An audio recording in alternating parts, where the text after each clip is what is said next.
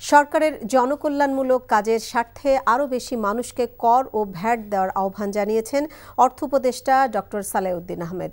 সকালে রাজধানীর আগারগাঁওয়ে এনবিআর ভবনে ভ্যাট দিবস 2024 উপলক্ষে আয়োজিত এক অনুষ্ঠানে এই কথা বলেন তিনি।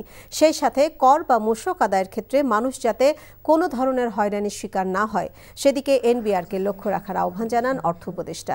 এছাড়া কর মওকুফ রাষ্ট্র বিনির্মাণে নেতিবাচক প্রভাব ফেলে উল্লেখ করে তিনি বলেন, কিছু কিছু প্রতিষ্ঠানকে বছরের পর বছর করমুক্তভাবে শিশুর মতো লালন পালন করার মানসিকতা থেকে বেরিয়ে আসতে হবে।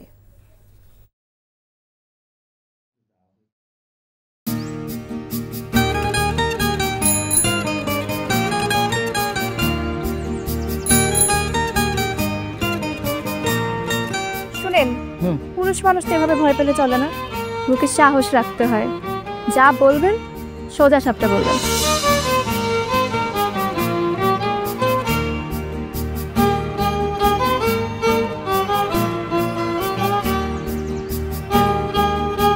তো এই শীতে যে শীতের কাপড় ছাড়া আসছো, এটা কি ঠিক আছে? তোমাকে দেখার পর থেকে আমার জীবন থেকে শীত, গ্রীষ্ম, বর্ষা সব চলে গেছে, শুধুমাত্র তুমি আছো।